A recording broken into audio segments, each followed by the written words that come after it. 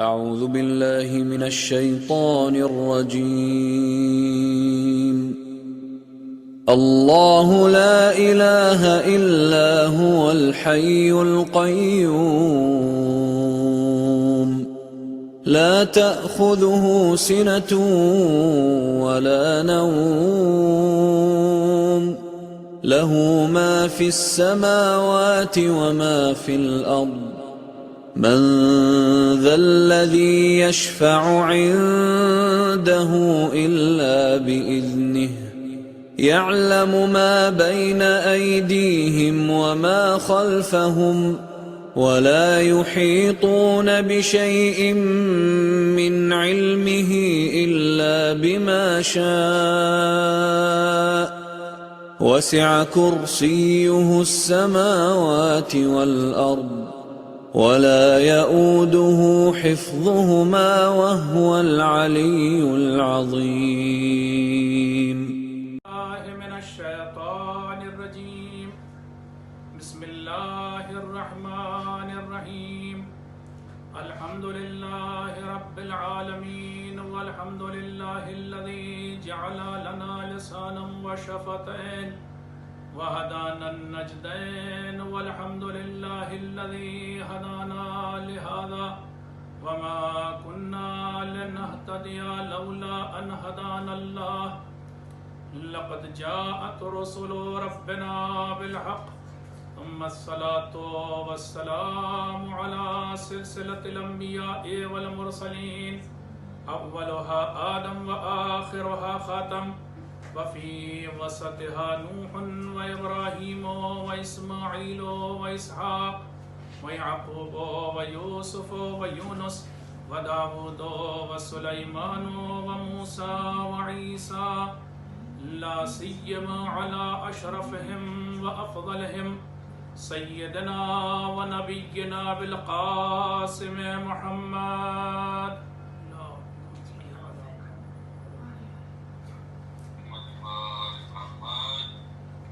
وعلى أهل بيته الطيبين الطاهرين الذين أذهب الله عنهم الرجس وطهرهم تطهيرا.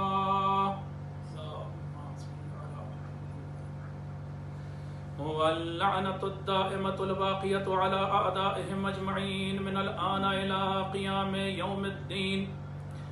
أما بعد فقد قال الله تبارك وتعالى في كتابه المبين وهو أصدق الصادقين وقوله الحق.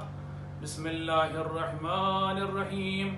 وما كان المؤمنون لينفروا كافة فلولا نفر من كل فرقة منهم طائفة ليتفقهوا في الدين ولينذروا قومهم إذا رجعوا إليهم لعلهم يحذرون. صلوات پڑھیں آپ حضرات.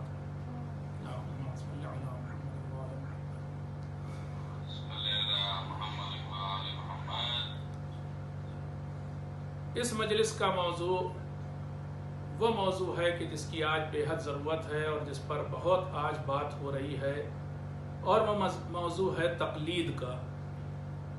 تقلید کے سلسلے میں اس دور میں بڑے اعتراضات، بڑے سوالات کیے جاتے ہیں.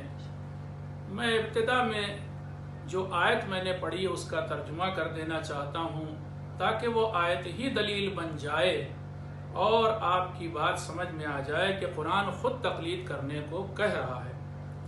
سورہ توبہ قرآن مجید کا 9واں سورہ، اس کی آیت نمبر 122 میں ارشاد ہو رہا ہے وَمَا كَانَ الْمُؤْمِنُونَ لِيَنْفِرُوا كَافَّةً.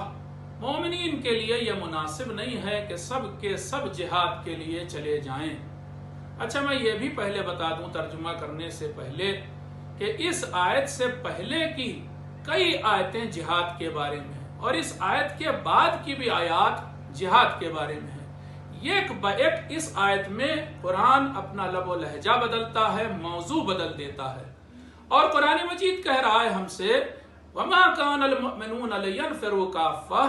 مومنین کے لیے مناسب نہیں ہے کہ وہ سب کے سب جہاد کرنے چلے جائیں. فَلَوْلَا نَفَرَ مِنْ كُلِّ فِرْقَةٍ مِّنْهُمْ طَائِفَةٌ. تو پھر یہ ایسا کیوں نہیں کرتے مومنین کہ ہر طائفہ، ہر گروہ، ہر قریے سے کچھ لوگ نکل کر کے، ہر بستی سے کچھ لوگ نکل کر کے جائیں اور وہ لوگ علم دین حاصل کریں، لیتفقہوا فی الدین، دین کی باتیں، دین کی تعلیمات گہرائی سے حاصل کریں، جانیں۔ تو صاف صاف قرآن مجید کہہ رہا ہے، ابھی اس کے بعد بھی بات ختم نہیں ہوئی، خود قرآن کہہ رہا ہے جائیں اور تفقہ در دین کریں، یعنی دین کے بارے میں گہری معلومات حاصل کریں، اور پھر کیا کریں، اور پھر جب وہ لوٹیں تو لوگوں کو آ کر کے ڈرائیں، لیتفقہوا فی الدین ولینذروا قومہم اذا رجعوا الیہم، اور پھر جب وہ لوگ اپنے بستی میں، اپنے شہروں میں، اپنے گاؤں میں آئیں تو آ کر کے لوگوں کو ڈرائیں۔ ڈرانے کا مطلب یہاں یہ نہیں کہ کوئی بھیانک چیز سے، خدا کے عذاب سے ڈرائیں، جہنم کی آگ سے ڈرائیں، وغیرہ وغیرہ۔ لعلہم یحذرون، شاید کہ لوگ ان کی باتیں سن کر کے، کہ وہ لوگ کہ جو علم دین حاصل کر کے آئے ہیں، ان کی باتیں سن کر کے عوام الناس ہو سکتا ہے کہ بچ جائیں۔ اب یہاں پر بچ جائیں کے بعد کس چیز سے، ہر مفسر نے الگ بات لکھی ہے۔ بہت سو نے لکھا کہ جہنم کی آگ سے بچ جائیں، کسی نے لکھا کہ گناہ سے بچ جائیں، لیکن وہ بات بھلی لگتی ہے کہ جس میں یہ کہا گیا کہ لوگ گمراہی اور انحراف سے بچ جائیں۔ تو اب بات یہ ہے کہ قرآن کہہ رہا ہے کہ ہر بستی سے، ہر قریے سے، ہر شہر سے، ہر گاؤں سے کچھ لوگ، ایک گروہ جائے اور علم دین حاصل کرے، وہ بھی گہرائی سے، پھر واپس لوٹے اور آ کر کے اپنی بستی کے لوگوں کو ڈرائے، سمجھائے، ہوشیار کرے، تاکہ بستی کے لوگ گمراہی سے اور انحراف سے بچ جائیں۔ تو صاف صاف قرآن مجید اگر آپ سمجھیں تو کہہ رہا ہے کہ جب جائیں لوگ اور واپس آئیں تو جو لوگ واپس آئیں گے ان کی یہ عوام الناس، یہ لوگ جو بستی میں رہ رہے ہیں، بات مانیں گے، اور یہ بات ماننا ہی تو تقلید ہے۔ اس لیے پہلا جواب تو میرا قرآن مجید سے ہے، قرآن مجید خود تقلید کی بات کر رہا ہے۔ اب میں آئیے ابتدا میں ہی ان لوگوں کے سوالات پیش کرتا ہوں کہ جو لوگ تقلید کی بڑی شدت سے مخالفت اس دور میں کر رہے ہیں، میں ان کے سوالات پیش کرتا ہوں، اور انہی کے لب و لہجے میں، انہی کے الفاظ میں۔ پہلی بات تو وہ یہ کہتے ہیں کہ تقلید کا مطلب ہی برا ہے، اور چونکہ مطلب برا ہے اس لیے ہم تقلید کو اپنائیں گے نہیں۔ ذرا ان سے پوچھئے کہ بھائی تقلید کا مطلب کیا ہے، تو وہ کہیں گے تقلید بنا ہے قلادہ سے، اور قلادہ وہ رسی ہوتی ہے کہ جو جانور کے گلے میں ڈالی جاتی ہے، یا پھر وہ نکیل ہوتی ہے کہ جو جانور کی ناک میں ڈالی جاتی ہے۔ تو ہم کوئی جانور تھوڑی نہ ہے کہ ہمارے گلے میں قلادہ ڈالا جائے اور ہم تقلید کریں، ہم ہرگز جانور نہیں ہیں۔ تو اس لیے تقلید کا پہلی بات تو مانا برا، یہ وہ لوگ کہہ رہے ہیں کہ جو تقلید کے مخالف ہیں۔ میں ابھی اس سب کا جواب دوں گا، آپ یاد رکھیں۔ یہ تو پہلا ان کا اعتراض تھا۔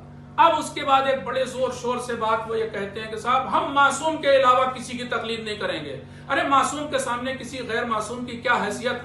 اور یہاں تک کہ انہی کے الفاظ کہہ رہا ہوں، آپ برا نہ مانیے گا، میں نے سنا اس لیے، ہم کسی آیت اللہ و وایت اللہ کو نہیں مانتے، ہم صرف امام معصوم کو مانتے ہیں، ہم صرف 12 اماموں کو مانتے ہیں، ہم ان کی بات مانیں گے، ہم کسی کی بات نہیں مانیں گے۔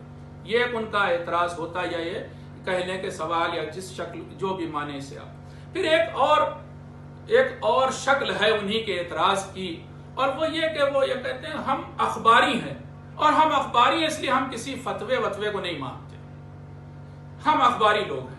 اخباری لوگ کا مطلب ان کے حساب سے شاید یہ ہے کہ ہم بے بند و بار لوگ ہیں، ہمارے اوپر کوئی بائنڈنگ نہیں ہے، ہم قانون سے اوپر لوگ ہیں، ہم فتوے سے، فتوہ کا مطلب کیا؟ قانون، ہم قانون سے اوپر لوگ ہیں، ہمارے اوپر کوئی قانون نہیں اپلائی ہوتا، ہم کسی بائنڈنگ سے بندھنے والے نہیں۔ یہ ان کا ایک اور قول ہے۔ ایک اور قول ان کا ہے جو اکثر وہ بھی جو لوگ تھوڑا سا عراق اور قم وغیرہ ہو آئے اور انہوں نے نجف میں، قم میں آیت اللہ حضرات کے آفس دیکھ لیا اور وہاں نوٹ گنے جا رہے ہیں اور اتنا بوروں میں نوٹ آ رہا ہے، اور دیکھ کر کے ارے صاحب یہ تو آیت اللہ کما رہے ہیں، یہ نعوذ باللہ استغفر اللہ، یہ تو ان ملاؤں نے، ان آیت اللہ لوگوں نے کھانے پینے کا ذریعہ بنایا ہے، یہ تقلید کے ذریعے۔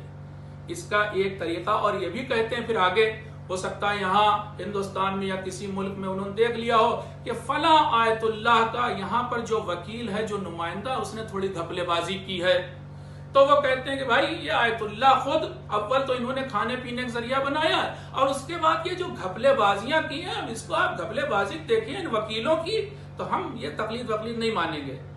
یہ ایک اور طریقہ ہوتا ہے ان کے اعتراض کا۔ ایک اور میں چیز پیش کر دوں، پھر اس کے بعد جواب دینا شروع کرتا ہوں۔ اب ایک اور طریقہ کیا، وہ کہتے ہیں کہ شیخ صدوق، ہمارے ایک بہت بڑے عالم ہوئے شیعوں کے جن کا نام تھا شیخ صدوق، 381 ہجری میں تو ان کا انتقال ہو گیا تھا، اور ان کی ولادت 11ویں امام علیہ السلام کی دعا سے ہوئی تھی۔ اتنے مقدس شخص تھے۔ وہ کہتے ہیں شیخ صدوق بھی اخباری تھے۔ شیخ حر عاملی، تقریباً یہ جو ہے شیخ حر عاملی جو ہے وہ 11ویں صدی 12ویں صدی کے عالم ہیں، یہ بھی جو ہے وہ اخباری تھے۔ حالانکہ ان بیچاروں کو یہ نہیں پتا ہے کہ اخباری کا مطلب کیا، کہہ رہے ہیں بس یہ اخباری۔ ابھی میں آج آپ کو یہ بھی بتاؤں گا کہ ان بیچاروں کو سمجھائیے کہ تم کہہ تو رہے ہو، تمہیں معلوم بھی تو ہونا چاہیے کہ اخباری کا مطلب کیا۔ تو یہ ان کے کچھ اعتراضات ہیں یا جملے ہیں کہ جو وہ اپناتے ہیں تقلید کی رد میں۔ اب ہمارا جواب شروع ہوتا ہے۔ اول تو یہ کہ جو آپ کہہ رہے ہیں کہ صاحب تقلید کا مطلب برا ہے، تو آپ آدھی حقیقت نہ بتائیے۔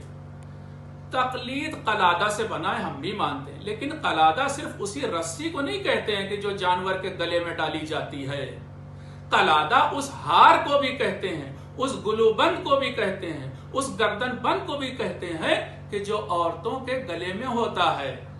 اور میں اپنے اس بات کی سپورٹ میں امام حسین علیہ السلام کا ایک جملہ بہترین شاندار جملہ ہے کہ جو امام حسین علیہ السلام نے اس وقت ادا کیا کہ جب حر کا لشکر ان سے مل چکا تھا، امام ایک موقع پر، ایک منزل پر ایک تقریر ارشاد فرماتے ہیں، اس تقریر میں کہتے ہیں، اور وہ خطبہ ہی اصل میں خطہ الموت سے مشہور ہو گیا۔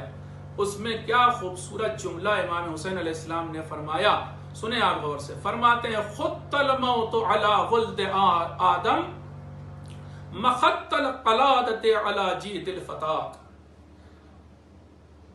بنی آدم کے لیے موت ویسے ہی سجتی ہے اور جچتی ہے اور اچھی لگتی ہے کہ جیسے گردن بند اور گلو بند جوان لڑکیوں کے گلے میں جچتا ہے، سجتا ہے، حسین لگتا ہے۔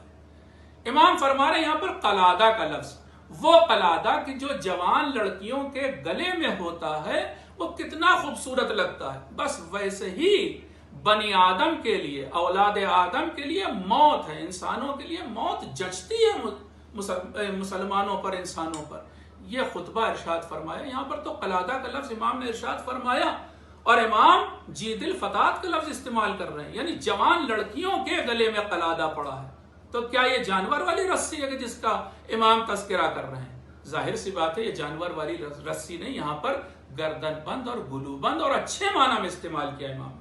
خط الموت، جچتی ہے موت، سجتی ہے موت، علی ولد آدم، اولاد آدم پر، اسی طرح سے جیسے قلادہ جچتا ہے جوان لڑکیوں کے گلے میں۔ اب آپ اس سے سمجھیے کہ قلادہ کا مطلب کیا۔ اب اس سے لفظ ایک نکالا گیا جس کا نام ہے تقلید۔ میں تقلید کا معنی اور مفہوم بعد میں، جو ٹیکنیکل معنی وہ بعد میں پیش کروں گا، خود بخود اصل میں آ جائے گا۔ پہلے بس میں یہ بتانا چاہتا ہوں کہ تقلید کی ہمیں ضرورت کہاں پڑتی ہے، تب یہ بھی آپ سمجھ پائیں گے اور ان لوگوں کا جواب دیا جا سکتا ہے کہ بھائی تم جو کہہ رہے ہو کہ ہم تقلید کے منکر ہیں، ذرا دیکھو بغیر تقلید کے تمہارا کام چلے گا یا نہیں چلے گا۔ تقلید کی ضرورت کہاں پڑتی ہے؟ دیکھیے قرآن مجید کی 6000 سے زائد جو آیات ہیں ان میں بہت سی ایسی چیزیں جو آج کی ہیں ان کا تذکرہ ایز اٹ از نہیں ہوا ہے۔ اسی طرح سے بہت سی ایسی چیزیں ہیں جو آج کے ایشوز ہیں، میں کہوں، جن کا تذکرہ روایات میں، حدیث میں یا معصومین علیہ السلام کے کلام میں نہیں ہوا ہے، جس کو حدیث کہتے ہیں۔ یعنی نہ تو آیات میں اس کا تذکرہ، نہ حدیث میں اس کا تذکرہ۔ آپ کہیں گے ایسی کون سی چیز ہے؟ میں مثال دے رہا ہوں، روزانہ کی چیز ہے، دن میں 10 بار 5 بار ہم آپ پیتے ہیں، چائے کا تذکرہ دکھلائیے کس قرآن کی آیت میں آیا ہے یا کس حدیث میں آیا ہے۔ اور بھی آج کل کے آبجیکٹ بتانا شروع کرتا ہوں، تمباکو کا تذکرہ نہ قرآن کی کسی آیت میں ہے نہ حدیث میں ہے۔ یا اسی طرح سے یہ تو ایسی چیزیں، یا آج کے ایشوز کی بات کریں، آرگن ڈونیشن، پلازما ڈونیشن، جو آج کل بڑا پلازما مانگا جا رہا ہے، یہ پلازما ڈونیشن کر سکتے یا نہیں کر سکتے، حرام ہے یا حلال ہے؟ قرآن کی ایک آیت دکھاؤ، حدیث ایک دکھا دو امام جعفر صادق علیہ السلام کی، نہیں ملے گی تمہیں۔ یا آج کے دوسری طرح کے ایشوز میں آپ کو بتاؤں، مثلا کاپی رائٹ کا جو ایک مسئلہ ہے بہت بڑا اس وقت دنیا میں، کاپی رائٹ کا ایشو، یہ حرام ہے، اس کو کاپی رائٹ انفرنجمنٹ حرام ہے حلال ہے کیسے طے کریں گے؟ پیٹنٹ کا ایشو، بیمہ، ہنڈی، چیک، یہ جس طرح کے ٹرانزیکشن جو آج ہوتے ہیں، یا کیا چھٹے امام کے زمانے میں ہوتے تھے یا 8ویں امام کے زمانے میں ہوتے تھے؟ ایک حدیث دکھاؤ پھر کہ چیک لکھا تھا کسی امام نے کسی کے نام، ہنڈی ہوتی تھی، حوالہ ہوتا تھا، یہ کیسے طے کریں گے؟ یہ سب وہ ایشوز ہیں جو امام کے زمانے میں نہیں تھے۔ اور تو اور بہت ساری ایسی چیزیں نہیں تھی جو ہیں طبیعی، نیچرل، لیکن وہ ہمارے سامنے نہیں آئی تھی۔ مثال دے رہا ہوں، یہ پیٹرولیم، یہ زمین کے نیچے سے تیل، یہ کسی امام کے زمانے میں نہیں نکلا تھا، اس کی تو ہسٹری 100 سال کے قریب ہے۔ تو جو چیز ابھی 100 سال پہلے نکلی اس کا تذکرہ قرآن میں آپ کہاں دکھا سکتے ہیں، کہاں آپ حدیث میں دکھا سکتے ہیں؟ اور پھر اس پیٹرولیم سے کے اوپر بیسڈ مسئلے، نجس ہے کہ پاک ہے، اس کا خمس دینا ہے کہ نہیں دینا ہے، اس کے اوپر پھر ہزاروں اور مسئلے ہیں، اس کی ڈیوٹی دی جائے گی یا نہیں دی جائے گی، ڈیوٹی لی جائے گی یا نہیں لی جائے گی، ڈیوٹی لے لی تو کہیں حرام تو نہیں ہے، وغیرہ وغیرہ۔ اس کا جواب کون دے گا؟ تو کیا ان چیزوں کو استعمال کرنا بند کر دیں؟ آپ ذرا اپنے چاروں طرف ایک نظر دوڑائیے گا، پورے اپنے کمرے میں، اپنے گھر میں دیکھیے گا اور سوچیے گا ذرا ایک دن کہ اس میں سے کون سی چیز 1400 سال پہلے ہوتی تھی۔ تو نہ تو آپ کو پلاسٹک سمجھ میں آئے گی کہ 1400 سال پہلے ہوتی تھی، اور پھر نہ ہی اس طرح کے اور جو چیزیں ہیں، میں کہاں تک لمبی بات کروں گا۔ اسی لیے آپ کو حدیث سناتا ہوں، امام رضا علیہ السلام فرماتے ہیں، ایک صلوات پڑھتی ہے ان کے لیے،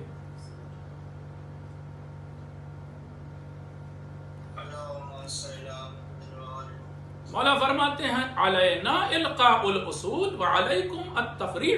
دیکھو اصول جو بیسک چیزیں ہیں، جو بیسک فارمولا ہے، وہ ہم دیں گے تمہیں، آگے تم اس کو سمجھو گے اور فروعات اس کی پیدا کرو گے۔ آپ سمجھ رہے ہیں؟ جیسے اصول دین ہے، ان اصول دین سے نکلنے والی چیزیں ہماری فروع دین ہے۔ توحید ہے تو آپ فروع دین میں دیکھیں نماز ہے، توحید کا تعلق سیدھے نماز سے، یا نماز کا تعلق سیدھے توحید سے، اس طرح کی چیزیں۔ اور یہ تو ہمارے یہاں بھی ہوتا ہے، سائنس کی دنیا میں ہوتا ہے، کچھ جنرل پرنسپلز پڑھائے جاتے ہیں اور اس کے بعد ہم اس سے نئے نئے فارمولا، نئی نئی چیزیں نکالتے ہیں، ڈیرائیو کرتے ہیں۔ تو کیا یہ سب حرام ہے؟ امام فرما رہے ہیں ہمارا کام، ہم جو 12 امام ہیں، ظاہر سی بات امام آنے والے زمانے کو دیکھ رہے تھے، ان کی نگاہ میں تو وہ بھی تھا کہ پیٹرولیم کبھی نکلے گا، پلاسٹک بھی کبھی ہوگی، لیکن امام اگر اس دور کے انسان سے کہتے کہ پیٹرولیم ایک چیز ہوتی ہے، پلاسٹک ایک چیز ہوتی ہے، کاپی رائٹ ایک چیز ہوتی ہے، تو وہ کیا سمجھتا بھائی؟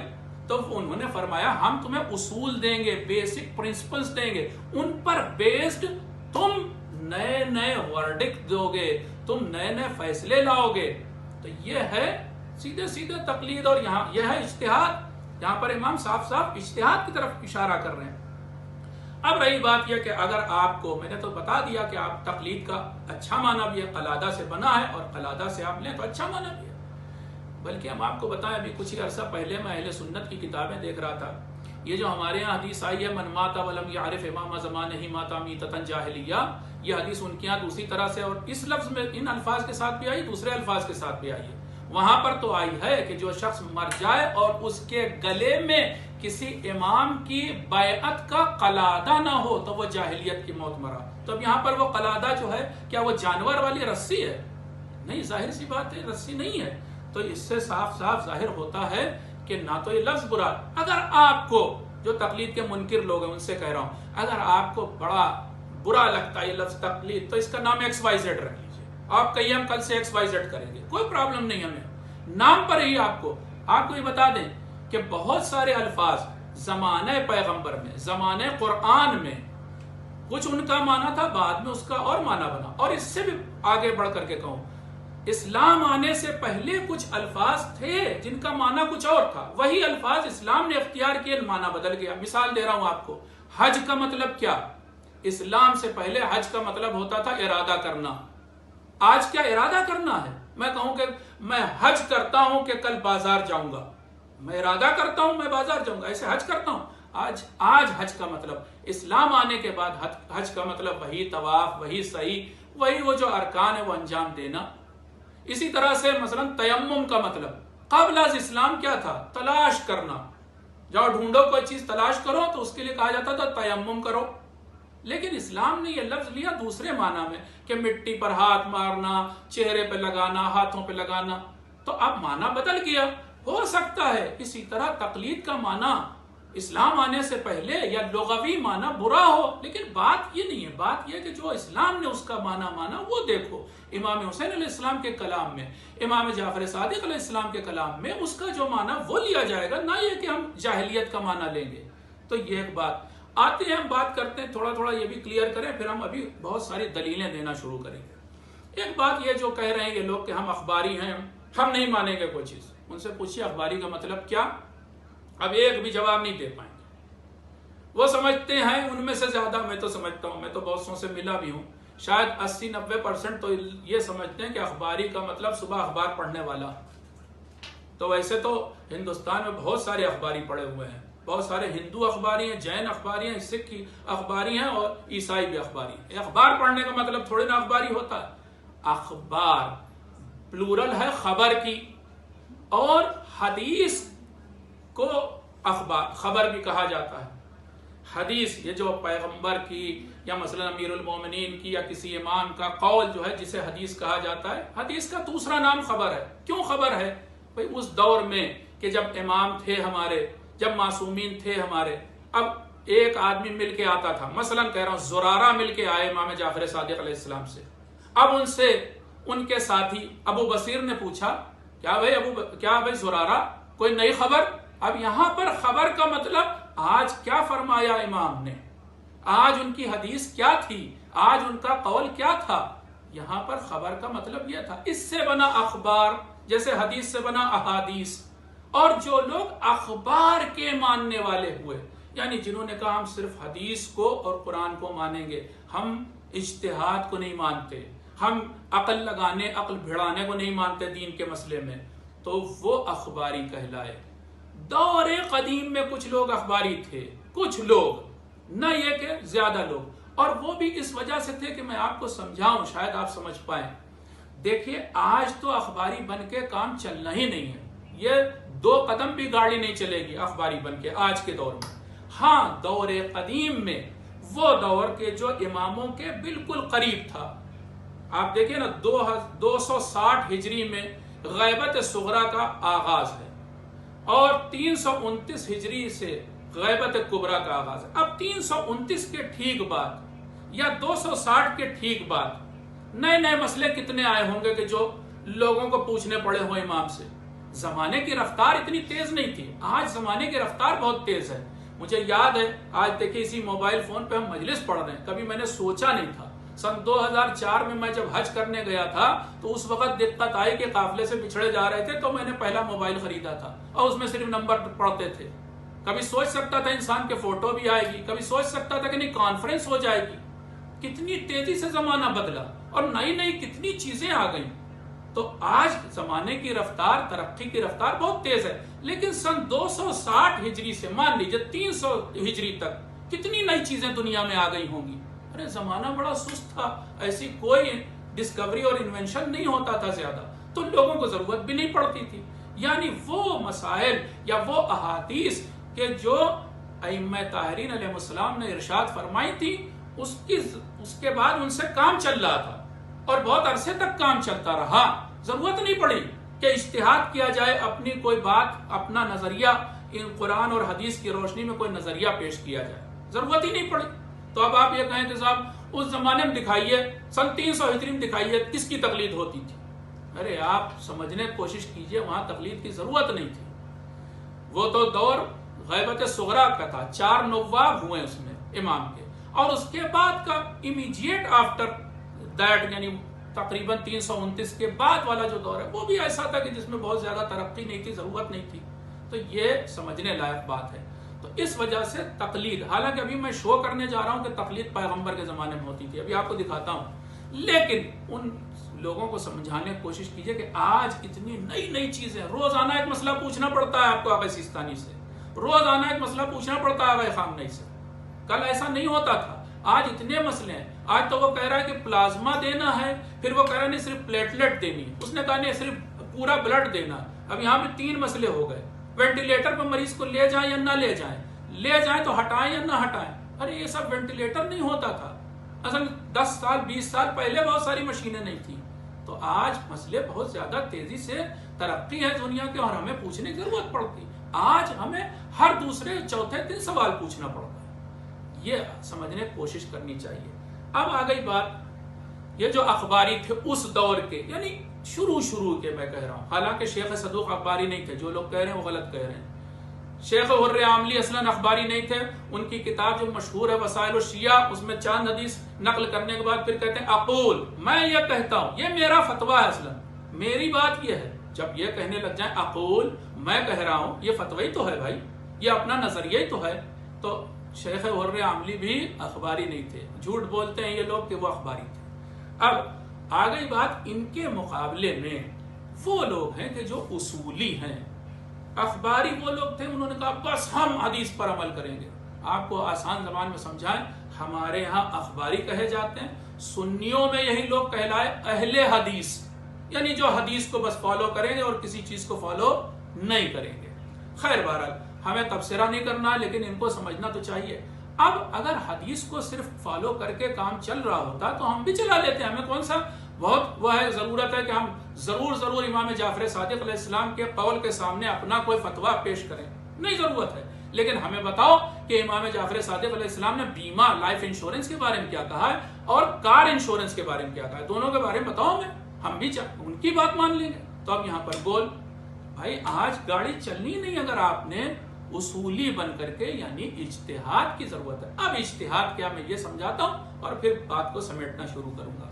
اجتہاد یہ ہے کہ قرآن میں جو آیات ہیں واضح طور پر، مثال دے رہا ہوں، اقیم الصلاۃ، نماز کو قائم کرو، آتوا الزکات، زکات دو ادا کرو، اس کے بارے میں اجتہاد نہیں ہوتا. تو صاف کلیئر آیات ہیں، اجتہاد نہیں. ہمیں اپنا نظریہ نہیں پیش کرنا، منو ان فالو کرنا ہے. جو چیزیں حدیث میں بھی آ گئی ہیں اور کلیئر ہیں، ان میں بھی ہم کوئی فتویٰ کوئی نہیں دیتا. مثلا آقا سیستانی کہیں آپ دکھائیے کہ فتویٰ دیتا ہوں میں کہ نماز مغرب 3 رکعت ہوگی، نہیں. یہ تو اسٹیبلش فیکٹ ہے، پیغمبر نے پڑھی تھی، 3 ہی رکعت پڑھی تھی، ہر امام نے ویسے ہی پڑھی. اس میں کوئی ہمیں فتویٰ دینے کی ضرورت نہیں. فتویٰ دیا جاتا ان چیزوں کے بارے میں جن کا تذکرہ قرآن مجید میں واضح الفاظ میں نہیں ہے، حدیث میں واضح الفاظ میں نہیں ہے. یا کبھی کبھی فتویٰ وہاں دینا پڑتا ہے جب 2 حدیثیں ٹکرانے لگتی ہیں. ایک امام نے کچھ کہا ہے، ایک امام نے کچھ کہا ہے، اب ان کی بات مانے یا ان کی بات مانے.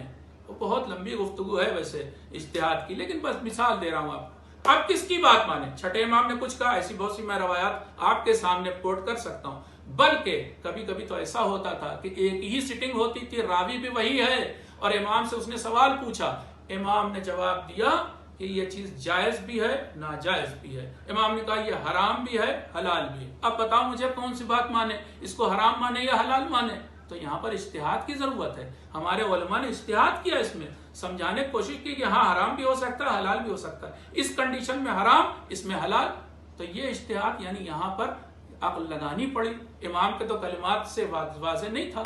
بس تو میں سمیٹ کے بات کہتا ہوں، اجتہاد یا یہ کہیں کہ اپنا فتویٰ نظریہ دینے کی ضرورت وہاں پڑتی ہے جہاں پر کوئی واضح آیت نہیں ہوتی قرآن کی، یا پھر واضح کوئی حدیث نہیں ہوتی، یا حدیثیں ٹکرا رہی ہوتی ہیں. تو وہاں پر ہمارے مجتہدین فتویٰ دیتے ہیں. فتویٰ بھی ہے، نہ سمجھیے کہ جو مرضی میں آیا وہ دے دیا. معاف کیجیے گا، ایک صلوات پڑھ دیا. فتویٰ یہ نہ سمجھیے گا کہ جو مرضی میں آیا وہ کہہ دیا، نہیں. جیسے ابھی میں نے کہا، امام رضا علیہ السلام نے کچھ بیسک پرنسپلز دیے ہیں. فرمایا ہے علینا القاء الاصول، ہماری ذمہ داری ہے کہ ہم تمہیں پرنسپلز دیں، بیسک پرنسپلز دیں. وعلیکم بالتفریع، اور تم لوگوں کا، اے میرے شیعوں، تمہارا کام یہ ہے کہ تم اس میں فروع پیدا کرو گے، شاخیں پیدا کرو گے. تو یہ اس کی اور بہت سارے انہوں نے اصول دیے. میں مثال ایک دے رہا ہوں، کل شیء لک حلال حتی تعلم انہ حرام، ہر چیز تمہارے لیے حلال ہے جب تک کہ تمہیں یقین نہ ہو جائے کہ یہ چیز حرام ہے. اب اس کو ہم نے اپلائی کیا چائے کے اوپر، اس کو ہم نے اپلائی کیا دوسری اور کھانے پینے کی چیزیں جو نہیں تھیں دور امام میں. مثلا بیکنگ پاؤڈر نہیں تھا، حرام ہے کہ حلال ہے؟ اب ہم نے دیکھا ہاں بھائی ایسا بھی ہو سکتا ہے، تو امام کا ایک قول ہے، جنرل پرنسپل ہے، کلو شیء لک حلال حتی تعلم انہ حرام، ہر چیز تمہارے لیے حلال ہے جب تک کہ پکا یقین نہ ہو جائے کہ یہ حرام ہے، اس لیے ہم نے کہا یہ حلال ہے۔ تو یہ جو اپلائی کر رہا ہے یہی تو کام مجتہد کر رہا ہے۔ البتہ اتنا آسان نہیں ہر مسئلے میں، یہ بھی میں بتا دوں، بہت مشکل بھی ہیں مسئلے، یہ تو آپ کو سادے سادے ایک آدھ چیز بتا دی۔ تو اب ان کے مقابلے میں، اخباریوں کے مقابلے میں جو لوگ ہیں ان کو اصولی کہتے ہیں، اور یہ اصولی لوگ اجتہاد کرتے ہیں، قرآن اور حدیث کی روشنی میں فتوے بیان کرتے ہیں۔ مثلا آغا سیستانی حفظہ اللہ کیا ہیں؟ اصولی ہیں۔ آغا خامنئی حفظہ اللہ کیا ہیں؟ اصولی ہیں، یا دیگر جو مجتہدین ہیں جن کی تقلید ہو رہی ہے، یہ سب اصولی لوگ ہیں۔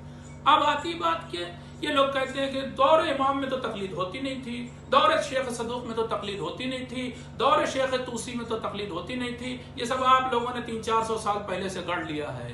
جواب یہ، اب میں آپ کو بتانا شروع کرتا ہوں کہ پیغمبر کے دور میں تقلید ہوتی تھی۔ تقلید کا مطلب کیا؟ معصوم کے قول کی روشنی میں غیر معصوم کی بات کو ماننا، غیر معصوم جو بات کہہ رہا ہے۔ مثال اب دوں، پیغمبر اپنے دور میں معصوم تھے، ایک صلوات پڑھ دیے پیغمبر کے لیے،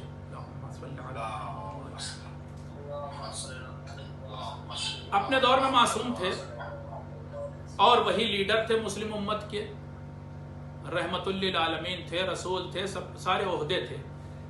ان کے دور میں سن 10 بعثت 11 بعثت کے آس پاس، پیغمبر ابھی رہ رہے مکے میں، بعثت کی میں بات کر رہا ہوں، سن 10 بعثت 11 بعثت، ابھی پیغمبر مکے میں ہیں۔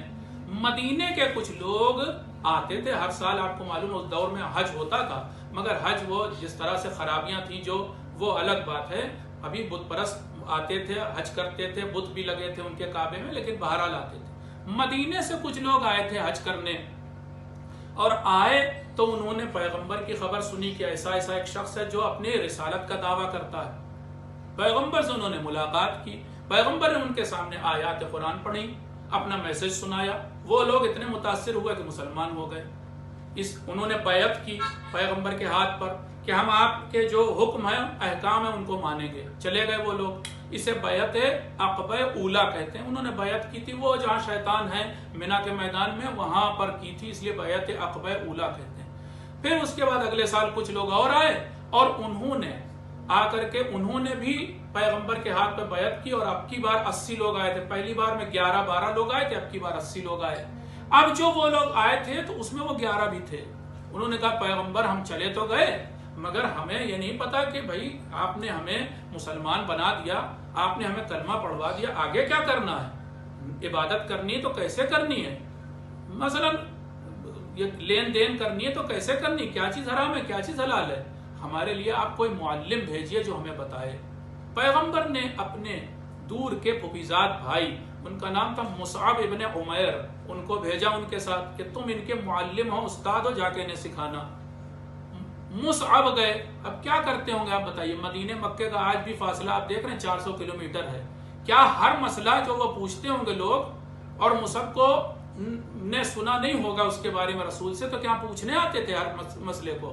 مکے آتے تھے مصعب، ظاہر سی بات ہے مصعب گئے تھے بتانے کے لیے، اس لیے وہ مسئلے کا جواب انہی اصول کی روشنی میں، انہی پرنسپلز کی روشنی میں جو پیغمبر نے انہیں بتایا تھا دیتے تھے، ورنہ پھر کس بات کے معلم تھے؟ اور تو اور اگر آپ کہیں کہ صاحب ہو سکتا ہے کوئی نیا مسئلہ ہی نہ پیش آیا ہو، میں اس کی بھی مثال دے رہا ہوں آپ کے سامنے۔ نیا مسئلہ سنیں آپ، یہ جو نماز جمعہ آج ہم پڑھتے ہیں، اس کے فاؤنڈر جو ہیں، اس کی بنا ڈالنے والے، اس کے بانی جو ہیں، وہ پیغمبر نہیں ہیں۔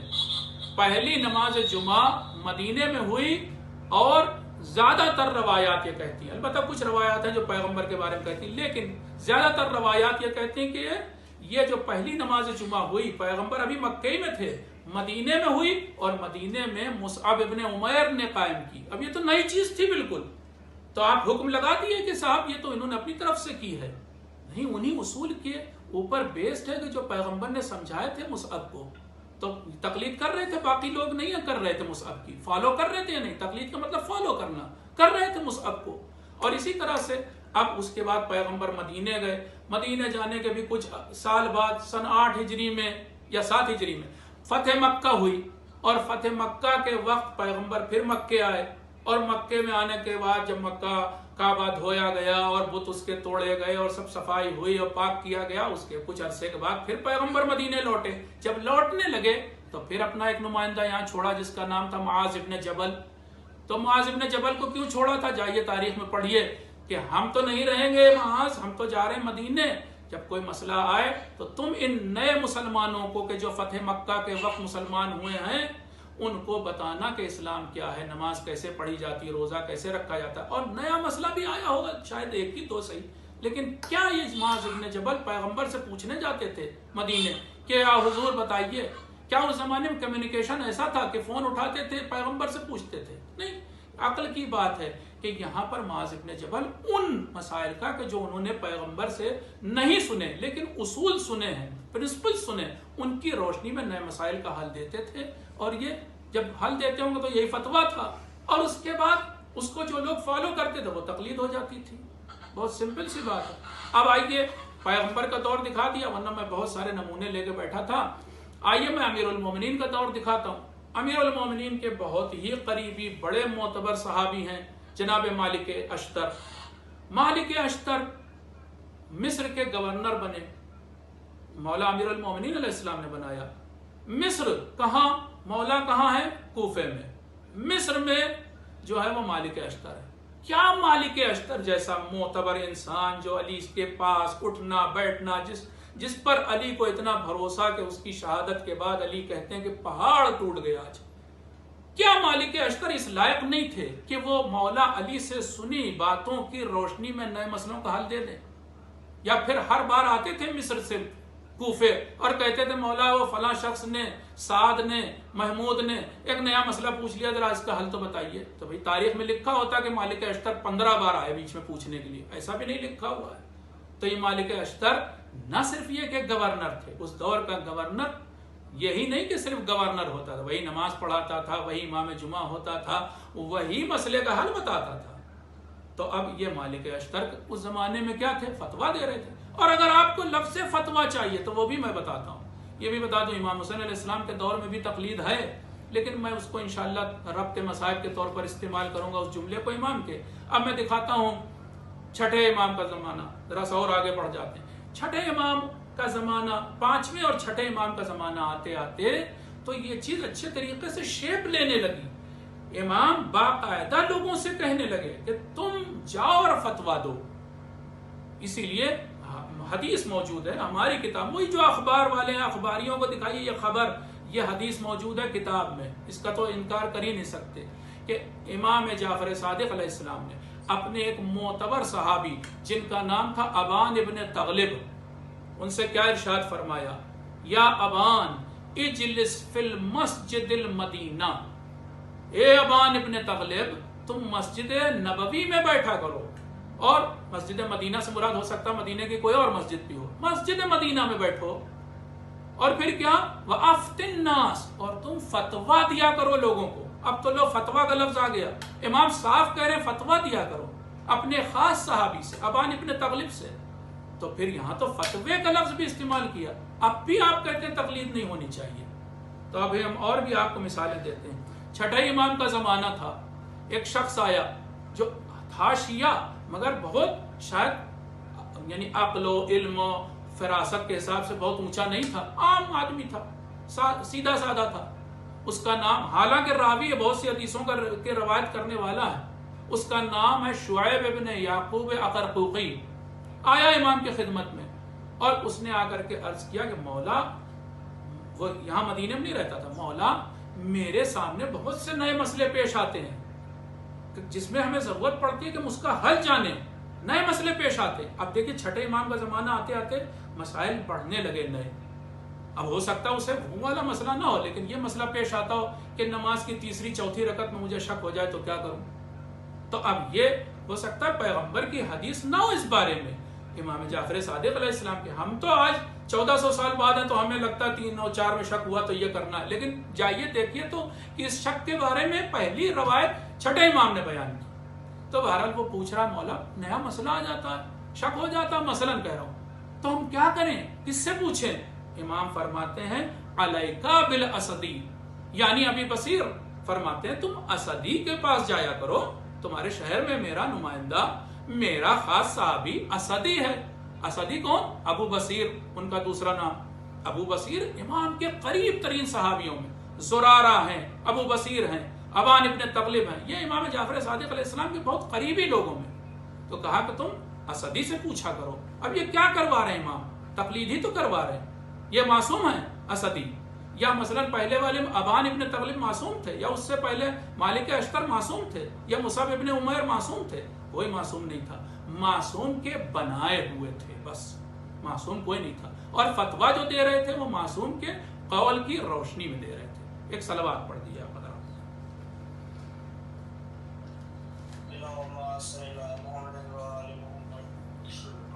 میرے پاس اور بھی مثالیں ہیں لیکن اب وقت بہت ہو رہا ہے۔ میں 8ویں امام کا دور بھی، ایک 8ویں امام کی بھی پڑھ دیتا ہوں آپ کے سامنے۔ ایک بہت مشہور صحابی ہیں، آپ کو معلوم ہے، علی ابن یقطین، جو 7ویں امام کے صحابی تھے۔ ان کے بیٹے کا نام ہے حسن ابن علی ابن یقطین۔ وہ امام کی خدمت میں آتے ہیں اور وہی بات تقریباً اسی طرح سوال کرتے ہیں کہ ہمارے لیے کچھ مسئلے ایسے نئے پیش آتے ہیں، مولا کیا کریں؟ تو پوچھتے بھی خود ہی کہ کیا یہ عبد الرحمن، یونس ابن عبد الرحمن جو ہے، کیا یہ ثقہ ہے، کیا یہ بھروسے کے لائق آدمی ہیں؟ یعنی یونس ابن عبد الرحمن امام رضا علیہ السلام کے قریبی لوگوں میں تھے اور بہت ہی بلند پایا صحابی تھے جن کو فہم دین تھا۔ اب وہ پوچھ رہا ہے حسن ابن علی ابن یقطین کہ مولا کیا میں یونس ابن عبد الرحمن کو معتبر سمجھوں، ان سے پوچھ لوں مسئلے کو؟ امام فرماتے ہیں ہاں پوچھ لیا کرو۔ پھر امام تقلید کے لیے کہہ رہے ہیں، تو یہ تقلید ہی تو ہو رہی ہے۔ تو ہر دور میں ملے گا۔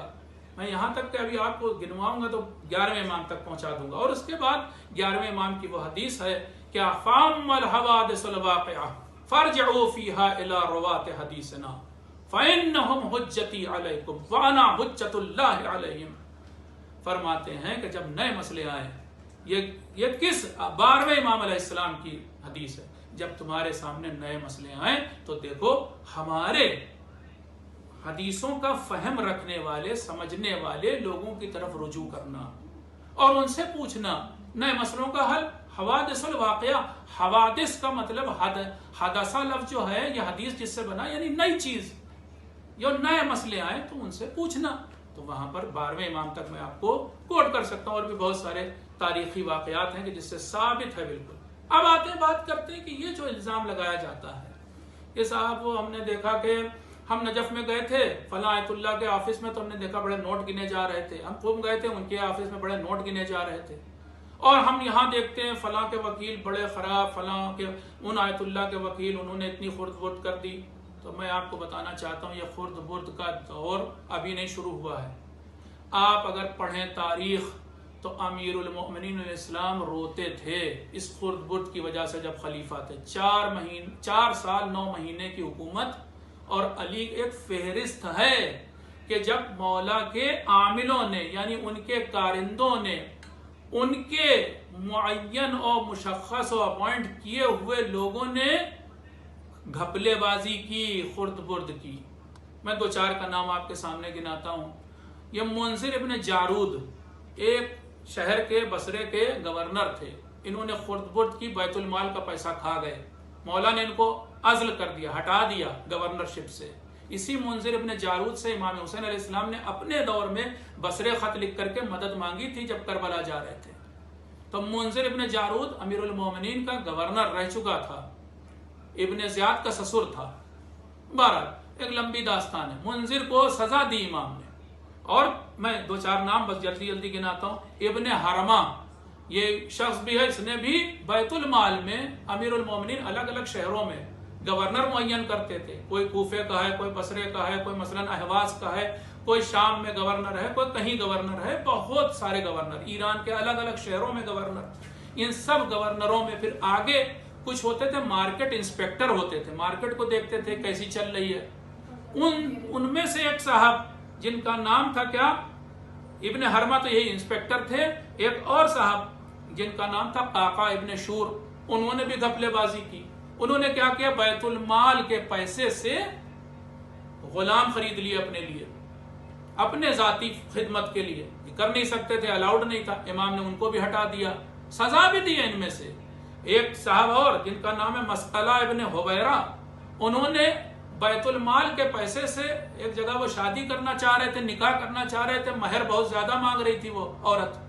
انہوں نے کہا ہمارے پاس اتنا پیسہ نہیں ہے، لاؤ بیت المال سے دے دیتے ہیں. سارا پیسہ اپنے نکاح کا مہر کا پیسہ بیت المال سے ادا کر دیا. امیر المومنین علیہ السلام کو اس کی خبر ملی، ان کو معزول کیا، ہٹا دیا، اور اس کے بعد ان کو سزا دی. ان میں سے بعض کو سزا دی، لکھا اپنے گورنر کو ان کو قید کر دو، زندان میں ڈال دو. اور پھر کسی کو لکھا کہ زندان میں تو ڈالو ہی، ان کو ہر وقت نکالو، ہر ظہر کے ٹائم تازیانے مارو. تازیانے بھی مارے. تو مولا کے دور میں خرد برد ہو رہی تھی، تو کیا کہیں کہ ہم مولا کو نہیں مانیں گے؟ ارے وکیل کر رہے ہیں نا خرد برد، ہم امامت کے بارے میں کیوں شک کریں؟ آج اگر کوئی وکیل خرد برد کر رہا ہے تو ہم آغا سیستانی کے بارے میں کیوں شک کریں بھائی؟ مرجعیت کے بارے میں کیوں شک کریں؟ ارے یہ وکیل خراب ہے، اتنی تو عقل لگاؤ.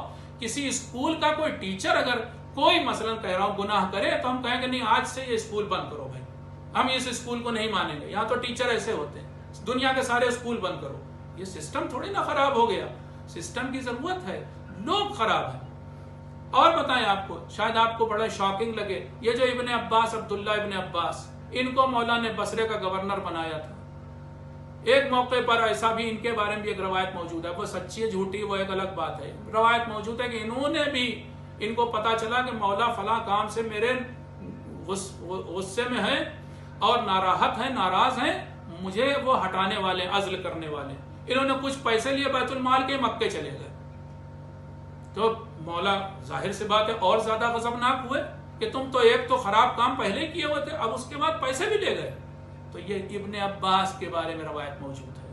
اور بتاؤں آپ کو، 7ویں امام علیہ السلام کے شہادت کے بعد انہی کے بنائے ہوئے اپنے وکیل جو خمس کلیکٹ کرتے تھے، یہ بھی بتا دوں آپ کو، یہ جو خمس کا کلیکشن کا ہے، جو کہتے ہیں یہ مولویوں نے کھانے پینے کا ذریعہ بنا لیا ہے، معاف کیجیے گا میری جو ان کے ہی الفاظ ہیں اس لیے میری زبان آج ایسی ہے، یہ ان لوگوں نے کھانے پینے کا ذریعہ بنا لیا ہے. آپ کو معلوم ہونا چاہیے یہ سارا، یہ جو خمس کے کلیکشن کا پورا سسٹم، پورا نیٹ ورک بنانے والے 7ویں امام ہیں. 7ویں امام نے ہر شہر میں اپنے نمائندے معین کیے تھے اور اس کے بعد ان کو حکم دیا تھا کہ خمس کلیکٹ کر کے میرے پاس لاؤ. امام کی شہادت ہوتی ہے، ان میں سے کچھ وکیل ایسے تھے جن کے پاس لاکھوں سکے تھے خمس کے، بعض کے پاس ہزاروں سکے تھے خمس کے. ان میں سے ایک بڑا مشہور ہے علی ابن حمزہ بطائنی. اس نے سارا پیسہ، جیسے ہی امام کی شہادت ہوئی سارا پیسہ رکھ لیا اپنے پاس. امام رضا علیہ السلام مانگتے رہ گئے کہ بھائی اب میں امام ہوں. اس نے کہا ہم آپ کو امام نہیں مانتے. 6 لوگ ایسے تھے امام کے وکیلوں میں، 7ویں امام کے وکیلوں میں، جنہوں نے پیسے کھا لیے امام کے اور انکار کر دیا 8ویں امام کی امامت کا. ایک نیا فرقہ بنا دیا، یہ کہا کہ 7ویں امام کی تو شہادت ہی نہیں ہوئی، 7ویں امام تو قائم آل محمد ہیں، وہ زندہ ہیں، وہ تشریف لائیں گے. یہ سب کہہ کر کے ایک نیا فرقہ بنایا، ہم ان کے نمائندے ہیں 7ویں امام کے. اور اس فرقے کا نام پڑا واقفیہ. واقفیہ فرقہ ہی اسی سے بنا، یہ خمس کے پیسے کھانے کی وجہ سے بنا. تو آپ جا کر کے آج کیا کہہ رہے ہیں آپ کہ کھایا جا رہا ہے؟ امام کے دور میں کھایا جا رہا تھا. تو اب میں سوال کرتا ہوں، امام ہفتم کو، امام موسیٰ کاظم علیہ السلام کو تو پھر کسی کو وکیل نہیں بنانا چاہیے تھا؟ جب امیر المومنین علیہ السلام کا تجربہ اچھا نہیں رہا تھا، ان کے بہت سارے گورنر نے یا پھر عاملوں نے یا پھر ان سے نیچے کے لوگوں نے پیسے کی خورد برد کی تھی، تو پھر اس تجربے سے کو دیکھتے ہوئے 7ویں امام کو ایسا کوئی نیٹ ورک نہیں بنانا چاہیے تھا. تو ایسا نیٹ ورک کیوں بنایا؟ پھر اسی نیٹ ورک کو دوبارہ زندہ کیا امام رضا علیہ السلام نے. پھر بعد کے دنوں میں، یہاں تک کہ 11ویں امام علیہ السلام کے زمانے میں ایسی روایات موجود ہیں کہ یہ نیٹ ورک موجود تھا، خمس کا کلیکشن ہوتا تھا. اور آپ کو بتاؤں، ان میں سے بعض وکلا نے تو 11ویں امام کے دور میں بھی خیانت کی ہے. بہت مشہور شخص ہے تاریخ میں جس کا نام ہے دہقان. 11ویں امام کا دور ہے، دہقان نے خیانت کی. اور بعض ایسی حرکتیں ہیں کہ جو میں ممبر سے پڑھ نہیں سکتا ہوں، ان وکیلوں نے کی کہ جو ہمارے اماموں کے وکیل تھے. تو کیا ہم توبہ توبہ نعوذ باللہ امامت کے منکر ہو جائیں؟ ہم کہیں آج سے ہم امامت کو نہیں مانیں گے؟ جیسے کہ آج آپ کہہ رہے ہیں کہ مراجع تقلید کے فلاں فلاں وکیل نے خرد برد کی تو ہم مرجعیت کو ہی نہیں مانیں گے، اصل کو ہی نہیں مانیں گے.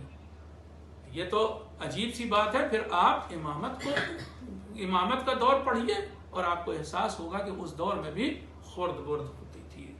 بس حضور والا میرا یہ آج کا آپ کے سامنے یہ بیان تھا کہ جو تقلید کے سلسلے میں تھا.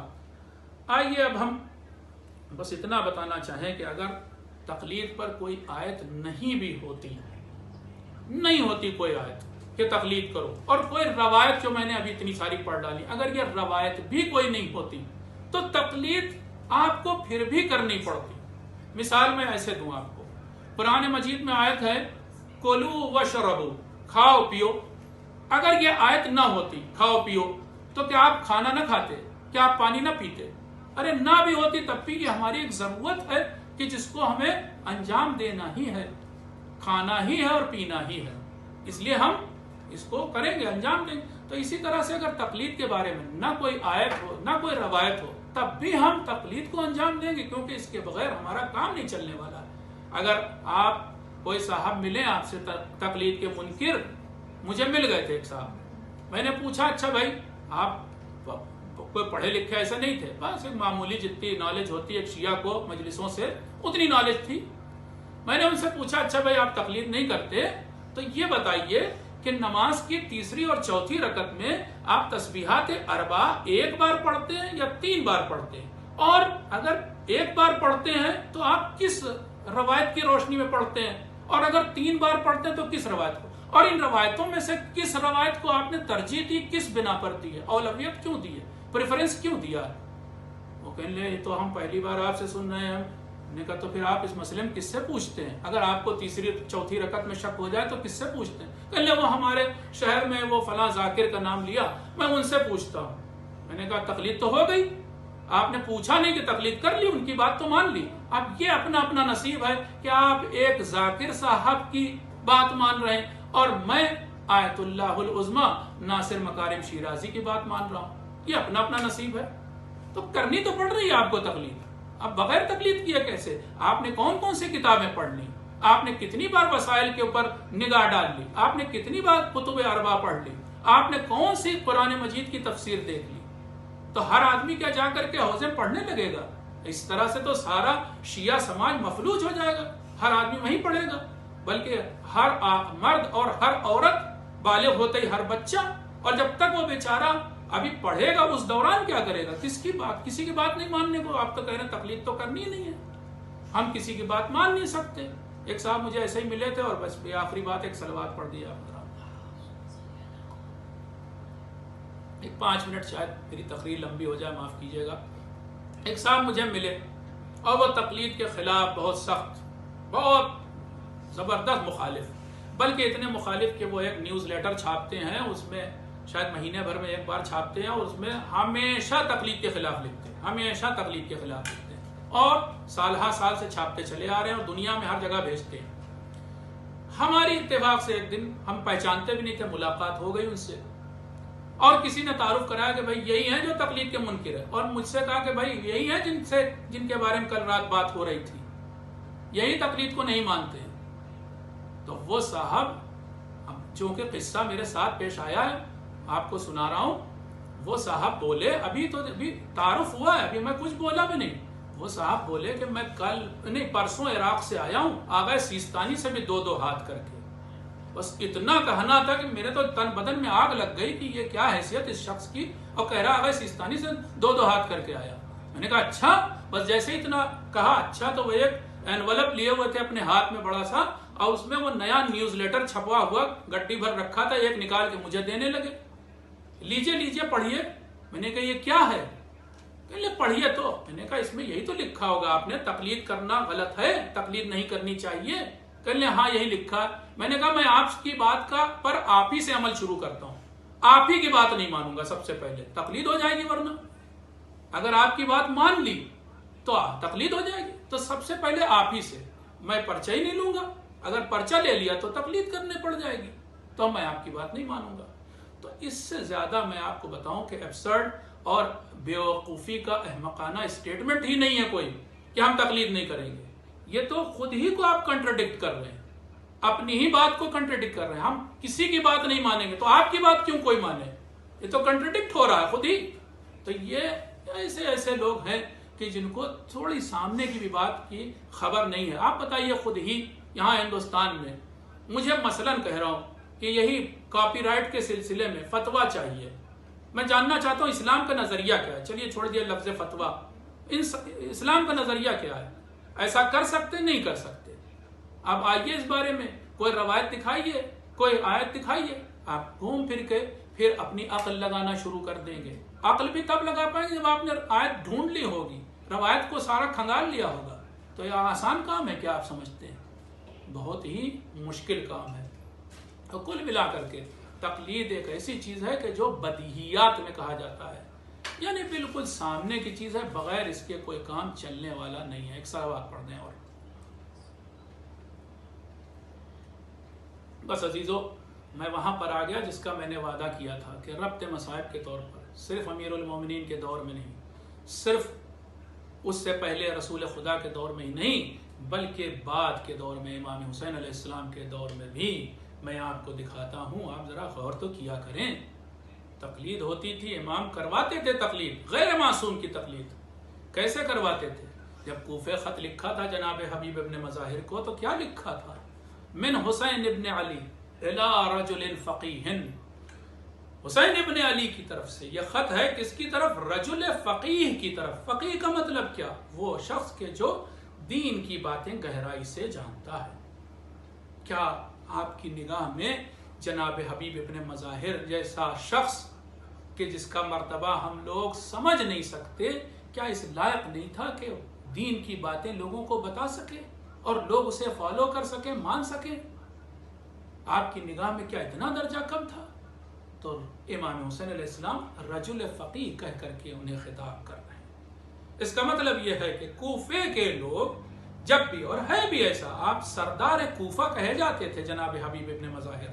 جب بھی کوفے والوں کو ضرورت پڑتی تھی کوئی بات جاننے کی, صحابی رسول تھے حبیب ابن مظاہر, جب بھی کوئی بات جاننے کی ضرورت پڑتی تھی حبیب ابن مظاہر کی طرف رجوع کرتے تھے. سلام ہو ہمارا کربلا کے شہیدوں پر, ان میں ایک صفت نہیں ہوتی تھی. امام حسین علیہ السلام نے جس وقت جناب حبیب ابن مظاہر کے لاشے پر پہنچے ہیں تو ایک اور قصیدہ پڑھا, ان کی ایک اور صفت کا تذکرہ کیا. فرماتے ہیں در للہ درک یا حبیب, اے حبیب تجھے اللہ جزائے خیر دے. تو وہ شخص تھا کہ ایک رات میں ایک قرآن ختم کرتا تھا. مرتبہ سمجھیں آپ کربلا والوں کا. یہ صرف شہید نہیں ہوتے ہیں, یہ اس سے پہلے دیکھیے کون کون سی منزلیں طے کر چکے ہوتے ہیں. انہوں نے جہاد کیا ہے, یہ نمائندے اور عامل رہ چکے ہیں ائمہ طاہرین کے, یہ دین کی گہری معلومات جانتے ہیں, ان کو قرآن مجید کا پورا علم ہے, یہ قرآن مجید پر عمل کرنے والے افراد ہیں. اسی لیے تو ان کا درجہ وہ ہے کہ جس درجے کے لیے رشک کرتے تھے. امام رضا علیہ السلام نے فرمایا, ہم سے کہا کہ اگر تم چاہو کہ ان شہداء کے درجے تک پہنچو تو کیا فرماتے ہیں؟ تو پھر یہ کہو فَيَا لَيْتَنِي كُنْتُ مَعَكُمْ فَأَفُوزَ فَوْزًا عَظِيمًا. اے کربلا والوں, اے شہداء کربلا, اے حبیب, اے مسلم, اے سعید, اگر ہم بھی آپ کے ساتھ ہوتے تو شاید وہ درجہ ہم بھی پا جاتے. حالانکہ ہم کہاں اور وہ کہاں.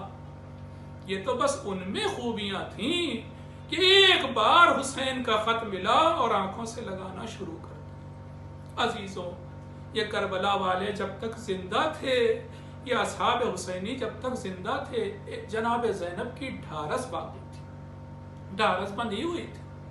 شب عاشور حبیب نے آ کر کے ہی تو کہا تھا, اے سائدانیوں, کیا آپ کو ہماری وفا پہ ذرا بھی شک ہے؟ یہ وفادار بھی تھے. ہاں عزیزو, یہ وہ ایام ہے کہ جس میں غالباً قافلہ مدینے پہنچا ہوگا یا پہنچنے والا ہوگا.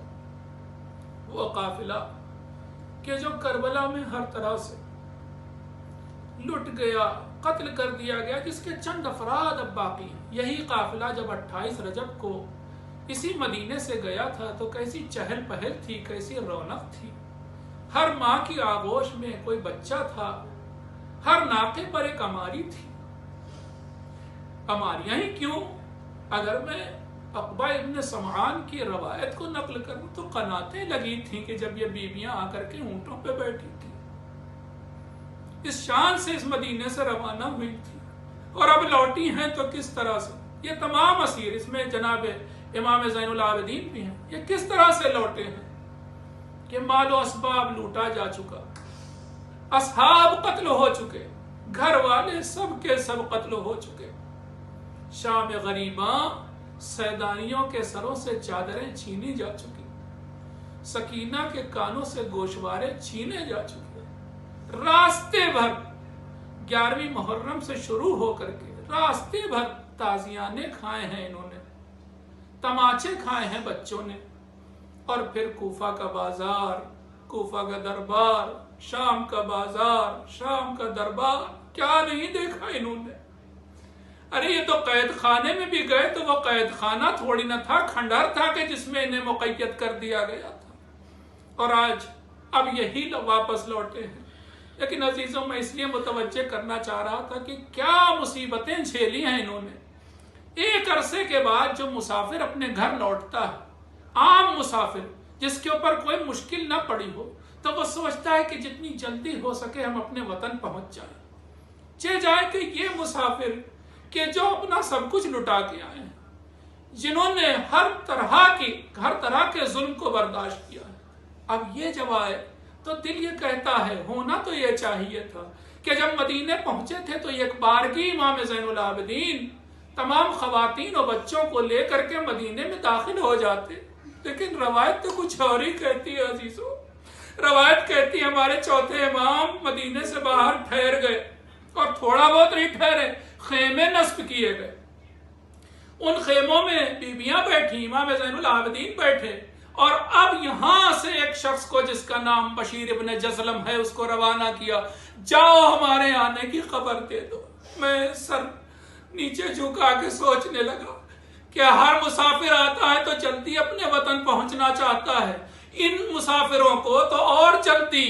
ان میں تو تمنا تھی، ان میں کی ایک بچی تو ایسی تھی کہ جو دن و رات گریا کرتی تھی، کہتی تھی پھوپھی اماں ہم کب مدینے جائیں گے. ان کو تو شوق تھا اپنے وطن جانے کا، پھر یہ کیوں کر ٹھہر گئے، یہ کیوں رک گئے اپنے راستے میں، کیوں نہیں مدینے میں گئے. میں سوچنے لگا، پھر سوچتے سوچتے خیال آیا کہ شاید امام نے یہ سوچا ہو. میں نہیں جانتا امام کی مصلحت کیا تھی، مگر جو چیزیں ذہن میں آئی، شاید ذہن میں یہ خیال آیا ہو کہ مدینے والوں جب ہم جا رہے تھے تب تم ہمیں کون سا رخصت کرنے آئے تھے. ارے صرف ہمارے گھرانے کے لوگ تھے، صرف بنی ہاشم تھے. ارے کاش تم ہمیں روک لیے ہوتے، کاش تم ہمارے بابا سے یہ کہتے کہ حسین نہ جائیے اس مدینے سے، ارے آپ یہاں پیدا ہوئے ہیں. لیکن کسی نے نہیں روکا. اب امام زین العابدین لوٹے ہیں تو اب اپنے غم کو بانٹنا بھی نہیں چاہتے کسی کے ساتھ. یہ بہت بڑی بات ہوتی ہے کہ انسان اپنے غم کو کسی کے ساتھ بانٹنا چاہے.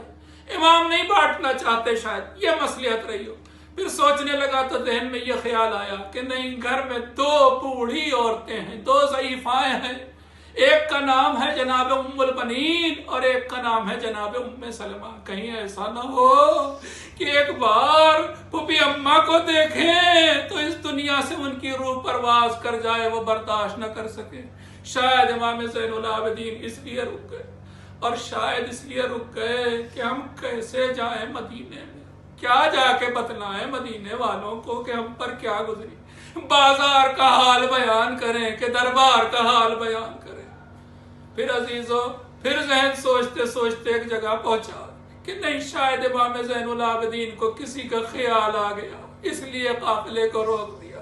ارے ایک بچی تھی کہ جو دن اور رات تڑپتی تھی، جو مدینہ مدینہ کہتی تھی، اور مدینہ اسے پکارتا تھا سکینہ سکینہ. آج وہ بچی نہیں ہے. شاید ایک مجلس اس لیے بپا کی کہ پہلے سکینہ کی یاد منا لی جائے، پھر مدینے میں جائیں گے. اور شاید یہ وجہ تھی میں نے یہ سوچنا شروع کیا کہ یہی تو جناب زینب تھی، یہی جناب ام کلثوم تھی، یہی جناب فاطمہ کبریٰ تھی۔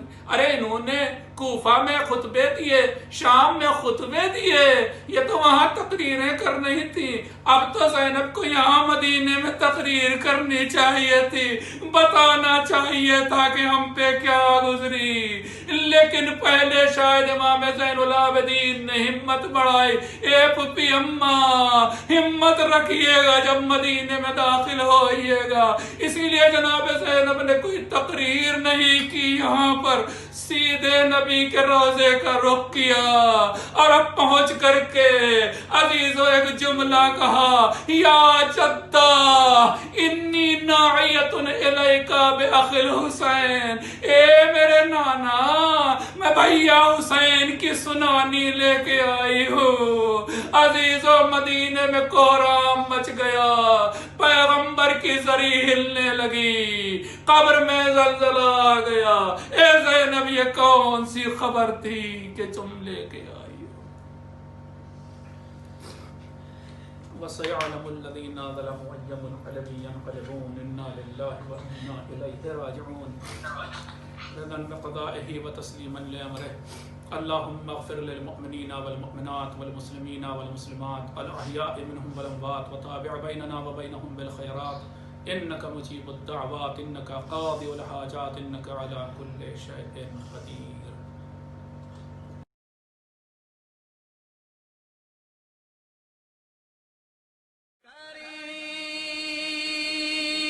کوفہ پیمبر کہ جب حرم آئے،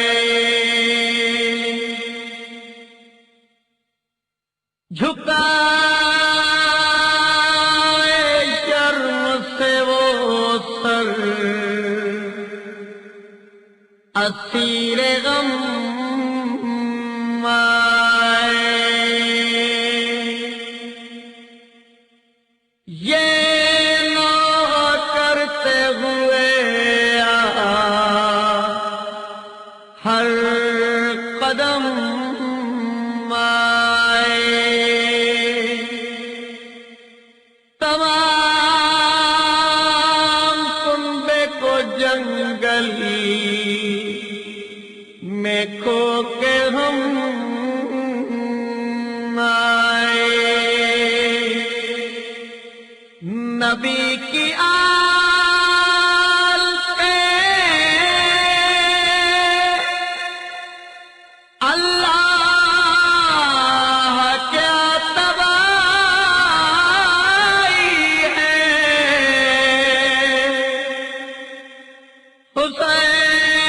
حسین مر گئے اور رونے کی بنا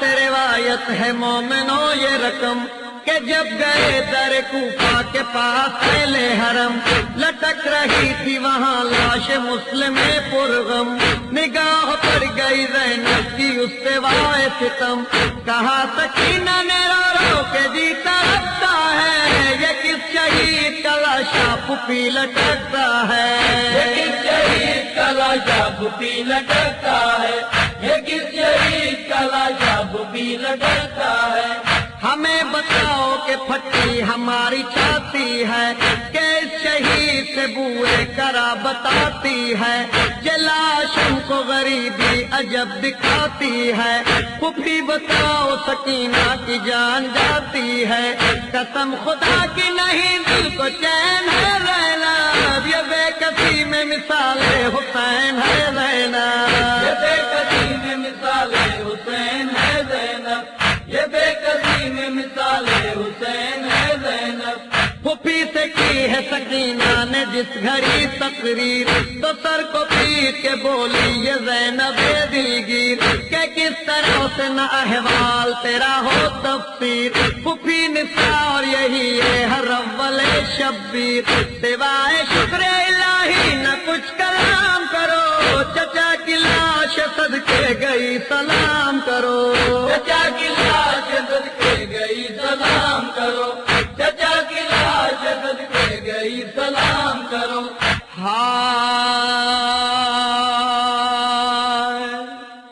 چچا کو باپ کو بھائی کو قتل کر ڈالا، ہمیں بخار ہے لیکن نہیں دوا و غذا، تمام راہ میں فاقے پہ فاقہ ہم نے کیا، اور اس پہ کہتے ہیں چل جلد جلد واویلا، لبوں پہ جان ہلی ہے ستم سے ادا کے، کہوں تو کیا میں کہوں امتی ہے نانا کے، کہوں تو کیا میں کہوں امتی ہے نانا کے، کہوں تو کیا میں کہوں امتی ہے نانا کے۔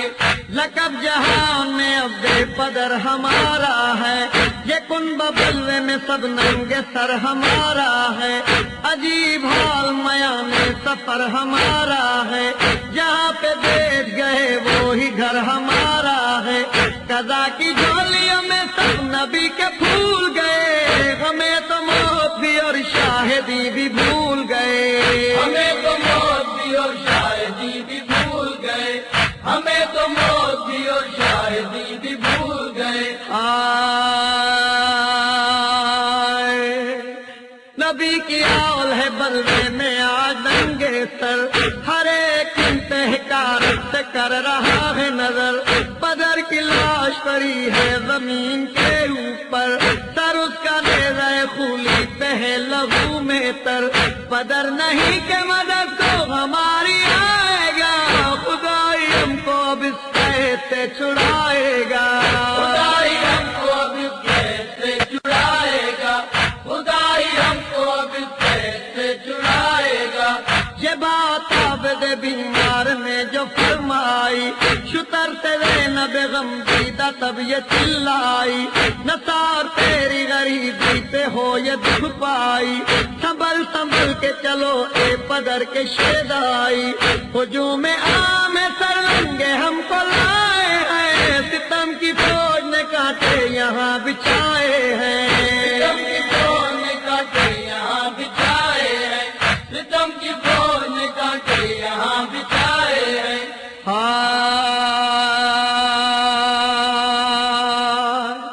کہا یہ زینب بے قد لاش مسلم سے، تمہارے دیس میں آئی ہوں بھائی جان لٹ کے، میں سر برہ نہ ہوں چادر کوئی اڑا دیجئے، تمہارے بھائی میں اقربا کے قتل ہوئے، تباہ حال ہے مشکل کشا کی جائی کا، بہن کو دیجئے پرسا حسین بھائی کا، بہن کو دیجئے پرسا حسین بھائی کا، بہن کو دیجئے پرسا حسین بھائی کا۔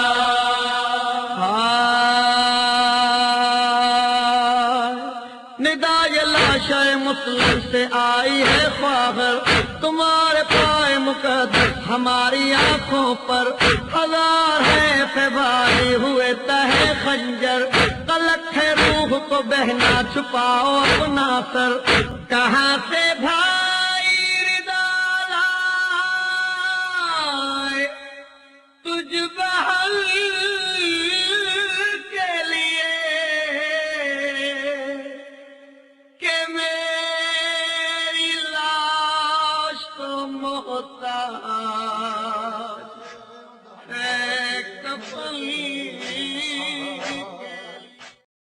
السلام علیک یا رسول اللہ، السلام علیک یا نبی اللہ، السلام علیک یا علی ابن ابی طالب امیر المؤمنین، السلام علیک یا فاطمة الزہرا، السلام علیک یا حسن ابن علی، السلام علیک یا حسین ابن علی، السلام علیک یا علی ابن الحسین، السلام علیک یا محمد ابن علی، السلام علیک یا جعفر ابن محمد، السلام علیک یا موسیٰ ابن جعفر جمیعا ورحمت اللہ وبرکاتہ۔ السلام عليك يا غريب الغرباء يا معين الضعفاء والفقراء يا علي بن موسى الرضا اطلبنا عند قبرك الشريف. السلام عليك يا محمد بن علي. السلام عليك يا علي بن محمد. السلام عليك يا حسن بن علي جميعا ورحمة الله وبركاته. صلى الله عليك يا مولانا يا صاحب الزمان. السلام عليك يا خليفة الرحمن ويا شريك القرآن ويا إمامنا وإمام الإنس والجان. أجل الله تعالى فرجك بظهورك إن شاء الله ورحمة الله وبركاته. الغوث الأمان يا صاحب الزمان. الغوث الأمان يا صاحب الزمان. الغوث الأمان يا صاحب الزمان ورحمة الله وبركاته. بر محمد و آل محمد صلوات.